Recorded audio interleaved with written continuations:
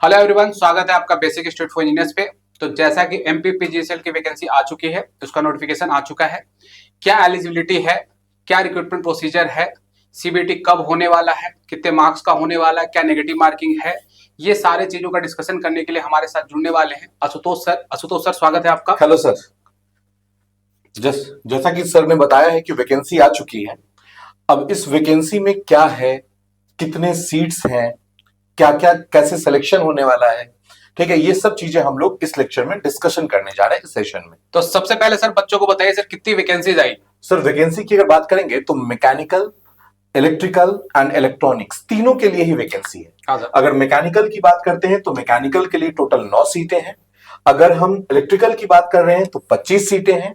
और अगर इलेक्ट्रॉनिक्स की बात कर रहे हैं तो 8 सीट है। ठीक है, आप ये मत सोचिए कि सीट कम है। अगर प्रिपरेशन आपकी है या आप प्रिपरेशन में आज से लग रहे हैं तो मेरे ख्याल से सीट नंबर्स काफी अच्छे हैं, कोई दिक्कत वाली बात नहीं है। सही बात है सर, सही क्योंकि बात है। आज के टाइम की बात करें तो वैकेंसी आना ही बहुत बड़ी बात है। सर अगर मैं बोलूं इसकी फीस की बात की, क्या इसने फीस रखा है, आवेदन शुल्क क्या रखा है सर? ऑब्वियस बात है सर, फीस तो थोड़ा सा है। अगर बात करें तो जैसे अगर फीस की बात कर रहे हैं तो फीस इसका रखा गया है, अगर आप जनरल कैटेगरी में आते हैं तो 1200, ठीक है।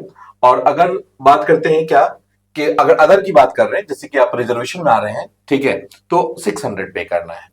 1200 जनरल कैटेगरी के लिए और अगर बात करेंगे 600 तो रिजर्वेशन कैटेगरी के लिए। सर इसे अप्लाई कैसे करना है सर? अप्लाई के बारे में बताइए, कैसे बच्चों को अप्लाई करना है? सबसे बड़ी बात ये सर कि एप्लीकेशन के बारे में बंदों को जानना है, ठीक है, अप्लाई कैसे करना होता है इसका।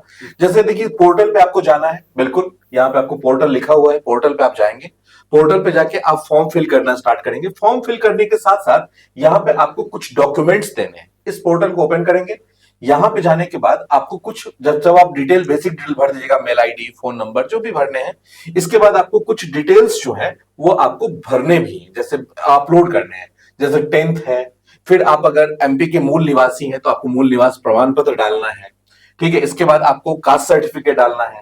अब एक्चुअली क्या है कि क्रीमी नॉन क्रीमी लेयर क्या है या ईबीसी रिजर्वेशन है, बिल्कुल ध्यान रखिएगा ध्यान से। तो इसके लिए आपको इनकम सर्टिफिकेट भी सबमिट करना है, क्योंकि अब तो कंपल्शन हो गया सर, ठीक है। सर डेट बताया सर, डेट कब है बच्चों का? मेन तो ये है, हाँ बिल्कुल, जिस पे ध्यान देना होगा उनको कि ऐसा ना हो कि फॉर्म का डेट ही निकल जाए। हाँ तो आवेदन अब से स्टार्ट हो चुका, आज से, हाँ। है ना, 10:30 बजे से।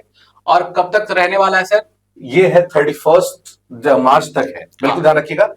आज से स्टार्ट हुआ है, यानी कि 6 मार्च से स्टार्ट हुआ है, 31 मार्च तक है। अब बेटा एक बात जान ले, एमपीपीजीसीएल पेपर बहुत जल्दी लेता है, बहुत जल्दी कंडक्ट कराता है, कोई भी डिले नहीं होता, रिक्रूटमेंट बहुत ही फ्रेश एकदम होता है। तो यहाँ पे थोड़ा सा ध्यान दीजिएगा, ऐसा नहीं है कि ये बहुत ही आपको डिले कराएगा, लटका देगा, ऐसा कुछ नहीं होता है ना। सीबीटी जल्दी होता है, जल्दी से डीवी भी हो जाता है, डॉक्यूमेंट वेरिफिकेशन जो होना होता है, सिलेक्शन बहुत जल्दी होता है। सबसे बड़ी बात सर, फॉर्म फिलिंग में बच्चे लेट ना करें। एक्चुअली आज अगर फॉर्म आ गया है तो आजकल में फिल कर दीजिए। कारण क्या है कि लेट टाइम में सर्वर डाउन का इश्यू भी अब आने आता है बहुत ज्यादा भयंकर।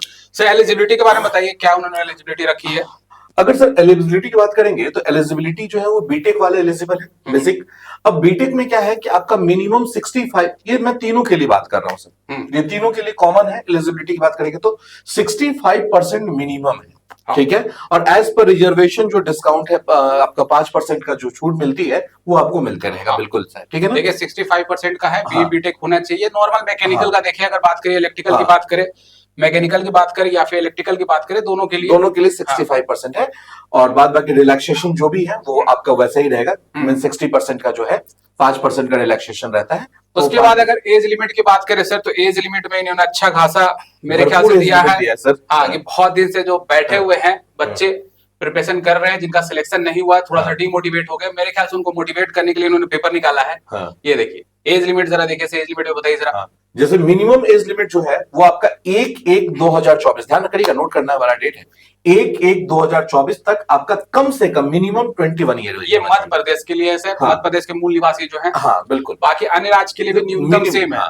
मिनिमम तो वोट देने का भी सर 20, सॉरी शादी का भी 21 रख दिया गया है।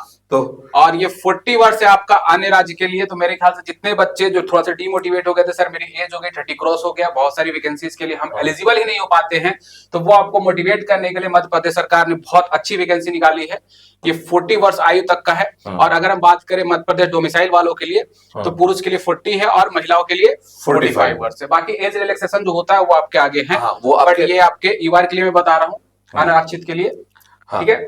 अब बात आती है कि सिलेक्शन प्रोसीजर क्या होगा सर, सबसे इंपॉर्टेंट, सबसे इंपॉर्टेंट हाँ, सर, कि फॉर्म भर दिए और पता चला सिलेक्शन कैसे होने वाला है, एग्जाम पैटर्न क्या है, तो इसमें हमें पता ही नहीं चल पाएगा कि क्या सीन बन रही है। तो बिल्कुल ध्यान रखिएगा कि अगर एग्जाम पैटर्न की बात करेंगे तो आज के टाइम में ऑफलाइन एग्जामिनेशन तो शायद ही होता है सर, सही बात है। तो बेसिक जो सीबीटी पे ज्यादा जोर देता है।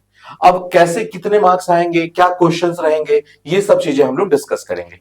तो यहाँ पे हम देख सकते हैं सर कि इन्होंने मेंशन किया है कि भैया ये सीबीटी होगा, ठीक है, और उसमें मेंशन किया है कि 100 प्रश्नों की होगी, जिसमें प्रत्येक प्रश्न 1 अंक का होगा। 100 क्वेश्चन है, 1 अंक का है, तो बच्चे समझदार है, 100 नंबर का है, तो परीक्षा 75 प्रश्न आपके विषय पर आधारित होंगे। बता आपने इलेक्ट्रिकल चुना है तो इलेक्ट्रिकल पे होगा, मैकेनिकल चुना मैकेनिकल पे, इलेक्ट्रॉनिक्स चुना है तो इलेक्ट्रॉनिक्स पे होगा। और 25 आपका समान ज्ञान जो जीएस का जो पेपर होता है पूरा, वो पूरा कंप्लीट आएगा। तार्किक योग्यता जो आपका लॉजिकल रीजनिंग ये सब जो होता है, ये सब चीजें आपके 25 क्वेश्चन है। तो नॉन टेक बेटा, नॉन टेक भी बहुत इंपॉर्टेंट होता है ना, सिर्फ टेक्निकल से पेपर नहीं निकलता है। अच्छा सर, जो 100 क्वेश्चन है इनके लिए टाइम भी तो लिमिट होगा? हाँ सर, 2 आवर्स का दिया है इन्होंने, 2 आवर्स का टाइम है सर। पहले नेगेटिव मार्किंग के बारे में बता दे सर। यहाँ पे इसने बकायदा मेंशन कर दिया, परीक्षा में उत्तर का नेगेटिव मार्किंग नहीं होगा। नहीं होगा, ये बहुत अच्छी अपॉर्चुनिटी है। आप जाके भगवान का नाम लेके आराम से टिक भी कर सकते हो कुछ क्वेश्चन पे, मतलब कुछ क्वेश्चन पे तुक्का खेल सकते हो। सारे क्वेश्चन पे तुक्का खेल के थोड़ी ना पेपर निकलेगा, बट कुछ क्वेश्चन पे बच्चे तुक्का खेल सकते हैं। और अगर इसके टाइम की बात करें सर, टाइम की बात, तो टाइम भी इन्होंने मेंशन किया, 2 घंटे का है, 2 आवर्स मेंशन किया इन्होंने। ऑब्वियस बात। हाँ, 2 घंटे का पेपर होगा, यानी 2 आवर्स 120 मिनट 100 क्वेश्चन। हाँ, 100 क्वेश्चंस, जिसमें 75 क्वेश्चंस आपका जो भी आपका पेपर है, जैसे इलेक्ट्रिकल है, इलेक्ट्रॉनिक्स है, मैकेनिकल है, और 25 क्वेश्चन आपका लॉजिकल रीजनिंग आपका या फिर जीएस वाला पोर्शन जो कंप्लीट है आपका, ये इन्होंने बताया, इन्होंने मेंशन किया है। उसके बाद लास्ट हम लोग ये बताने वाले हैं कि भैया हाथ में कितनी पैसे आने वाली है। सबसे बड़ी बात है कि क्या पर्क है, क्या सैलरी है, ये बहुत इंपॉर्टेंट होता है। ये आप देख सकते हो बेटा, यहाँ देखिए, यहाँ मेंशन किया हुआ है। काफी हैंडसम सैलरी है, ऑब्वियस सी बात है कि as per government employ salary अच्छी खासी है। सैलरी के लिए तो आपको गवर्नमेंट जॉब में वैसे भी नहीं सोचना होता है, ठीक है, और इसकी सैलरी तो खैर काफी अच्छी है। सहायक अभियंता बेटा, असिस्टेंट इंजीनियर की एक तो रॉयल जॉब भी होती है, लेवल 12 का जॉब है सर। जॉब बहुत ही अच्छी होती है बेटा, बहुत ही अच्छी। आप इमेजिन नहीं कर सकते हो क्या बॉक्स, क्या सैलरी, इतनी सारी सुविधा मिलती है एई के लिए। तो आप लोग अभी से लग जाओ, है ना। नोटिफिकेशन आ चुका है, मैंने पहले ही बताया, एमपी का कोई भी पेपर होता है तो पेपर भी जल्दी ही कंडक्ट करा लेते हैं, 1 महीने से 2 महीने के अंदर में, है ना। तो जितनी जल्दी आप अभी से लग जाओ, अभी आपके पास फ्रेश टाइम है, लग जाओ। हाँ, कुछ अगर आप चाहते हो कि हम लोग अपने तरफ से कुछ एफर्ट दें, तो आप कमेंट बॉक्स के अंदर जरूर डालो कि क्या चाहिए। हम लोग लगातार मॉनिटर करते रहते हैं कमेंट बॉक्स को। अगर आपकी कोई रिक्वायरमेंट है तो मैंने पहले कहा है कि बेसिक इंस्टीट्यूट फॉर इंजीनियर्स आपके साथ खड़ा है, बिल्कुल ध्यान रखिएगा।